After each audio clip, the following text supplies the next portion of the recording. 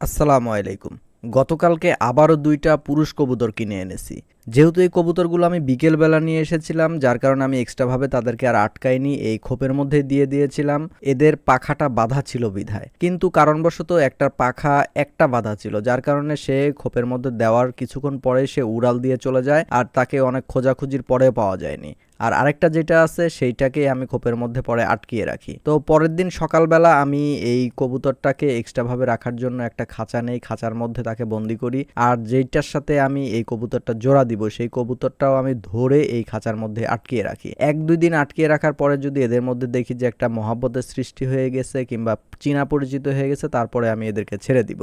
আমি যেভাবে কবুতরের জোড়া দিতে চাচ্ছি এইটা কি সঠিক পদ্ধতি হবে কিনা বা এইভাবে জোড়া নিবে কিনা, আপনারা যারা কবুতর পালনে অনেক দক্ষ আছেন, যারা এই বিষয়টা অনেক ভালো জানেন, অবশ্যই আমাকে কমেন্টে জানাবেন। পরবর্তীতে আমি জোড়া দেওয়ার সময় অবশ্যই সেই দিকটা খেয়াল করে আপনাদের পরামর্শ অনুযায়ী সেইভাবে দেওয়ার চেষ্টা করব। কবুতর দুইটাকে আটকানোর পরে বাদবাকি যে কবুতরগুলো আছে সকালের খাবারের জন্য আমি চালের মধ্যে তাদেরকে গম ছিটিয়ে দিচ্ছিলাম। আর হ্যাঁ, আরেকটি কথা বলে রাখি, আমি আমার কবুতরকে গম, ভুট্টা এবং ধান যে আছে সে ধান খাওয়াই। এখন এই খাবারে কবুতরের গ্রো ভালো হয় কিনা বা অন্য অন্য খাবারের সাথে দেওয়ার প্রয়োজন আছে কিনা, আপনারা যারা এই বিষয়টি জানেন অবশ্যই আমাকে কমেন্টে জানাবেন। আর কবুতরের জন্য একদম উপযুক্ত খাবার কোনটি সেটাও আমাকে অবশ্যই লিখে দিবেন। পরবর্তীতে আমি আমার কবুতরগুলোকে সেই খাবারগুলো দেওয়ারই চেষ্টা করবো ইনশাআল্লাহ। আমার কবুতরের ভিডিও যারা নিয়মিত দেখেন তারা তো অবশ্যই জানেন যে এর আগে আমি বলেছিলাম যে আমার এক জোড়া কবুতর যেই ডিমটা পেড়েছিল আর যেই সিঙ্গেল একটা কবুতর আছে সেও ওখানে গিয়ে ডিম পেড়েছিল। পরবর্তীতে হয়েছে কি, তাদের দুইজনের মধ্যে টানাটানির কারণে সেই ডিমগুলো একদম নষ্ট করে ফেলছে, সেখানে আর কোনো কবুতরই বসতেছিল না, যার কারণে আমার সেখানে 3টি ডিম নষ্ট হয়েছে।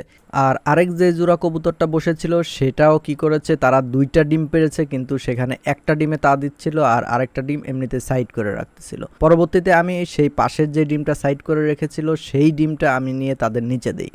তার পরবর্তীতে একদিন দেখি যে একটা ডিম সে ভেঙে ফেলছে আর আরেকটা যে ডিম আছে সেইটাতেই 2 দিন তা দিছে। 2 দিন তা দেওয়ার পরবর্তীতে সেই ডিমটা ছেড়েও তারা চলে গেছে এবং অন্য যে একটা খোপ আছে সেই খোপে তারা খড়কুটো টানতেছিল তাদের ডিম পাড়ার জন্য।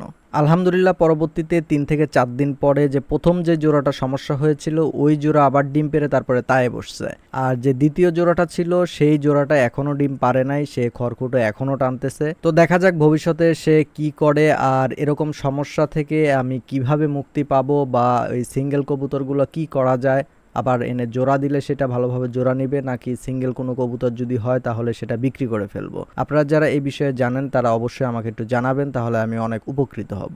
যারা আমার ইউটিউবে ভিডিও খুব নিয়মিত দেখেন তাদের জন্য একটা সুখবর আছে, তার কারণ আপনারাই সেই খবরটা আগে শোনার অধিকার রাখেন, তার কারণ আপনাদের কারণে সেটা সম্ভব হয়েছে। তো আজকের ভিডিওটা এই পর্যন্তই, দেখা হবে আবার নতুন কোনো ভিডিওতে। ততক্ষণ সবাই ভালো থাকবেন, সুস্থ থাকবেন। আল্লাহ হাফেজ, আসসালামু আলাইকুম।